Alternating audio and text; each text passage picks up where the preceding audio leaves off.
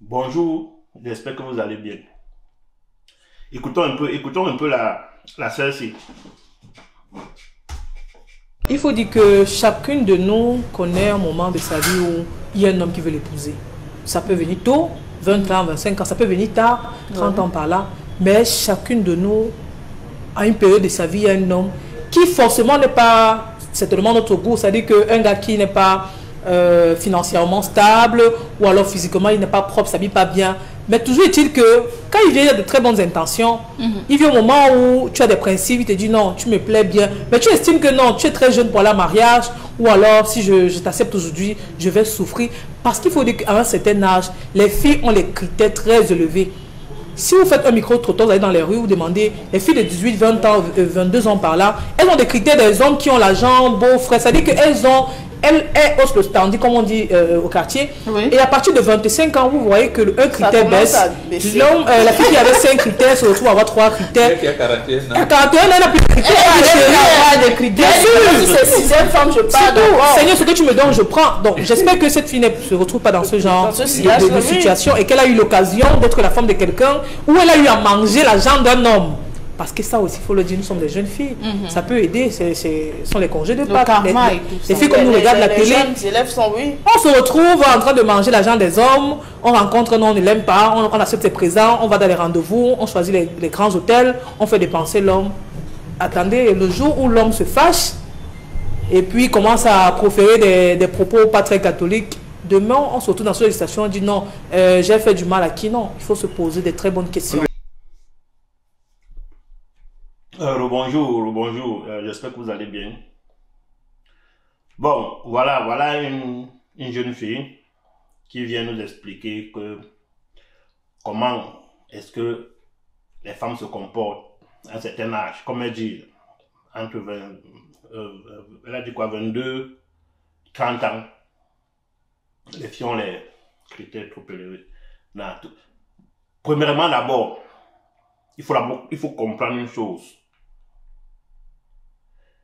Tout ça, c'est de l'illusion.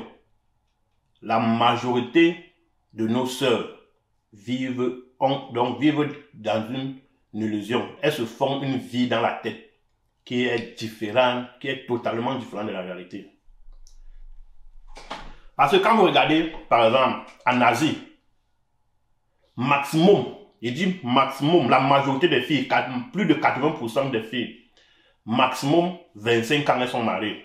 Qu'elles soient ingénieures, qu'elles soient enseignantes, qu'elles soient... Donc, quel est n'importe quel niveau d'études, ou bien n'importe quel niveau financier dans la société, 25 ans, elle est déjà en train de construire sa famille. Les Européennes, ou bien, je ne sais pas si je vais dire, les Occidentaux en général, donc l'Europe, Canada, États-Unis, la majorité, ça a parti à 26 ans. Mais en Afrique, la majorité des femmes africaines se marient au moins à 30 ans. Et la majorité, avant de se marier, ont au moins un enfant. Les statistiques l'ont prouvé. La majorité avant de se marier, c'est-à-dire que les Africaines en général, elles ont d'abord une mentalité que pour elles mettent l'argent devant. Dans leur tête, comme elle-même dit, peut-être qu'elle a mangé l'argent de quelqu'un. Donc dans la tête des femmes africaines, elles se disent que l'homme vient avec l'argent.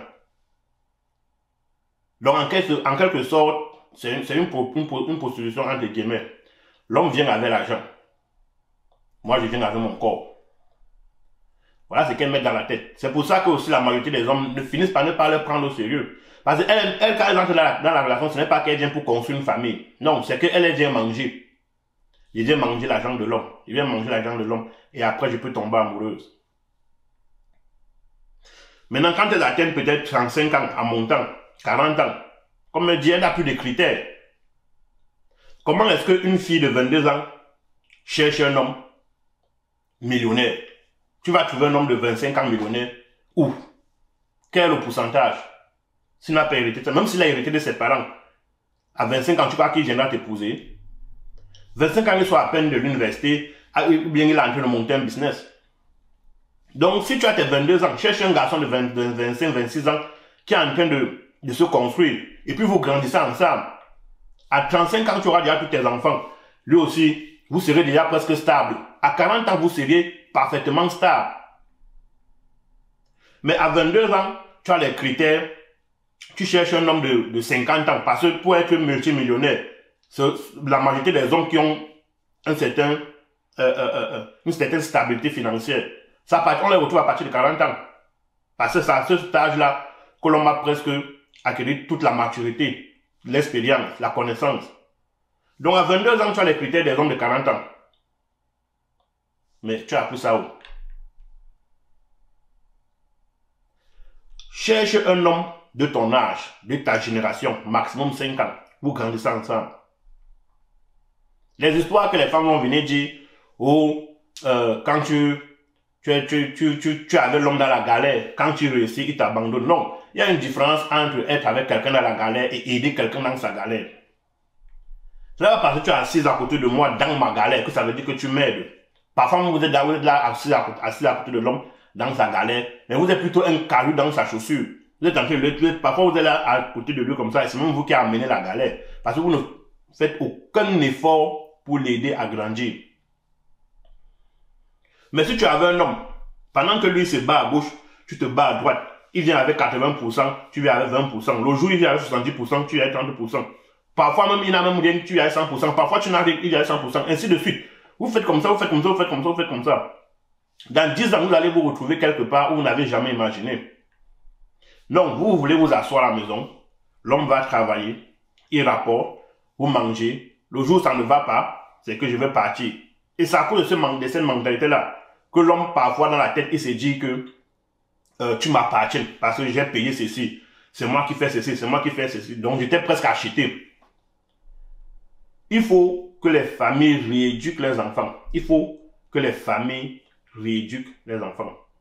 Je dis, les familles doivent rééduquer les enfants dans le mariage, la vie à la société, les finances. Il faut rééduquer les enfants.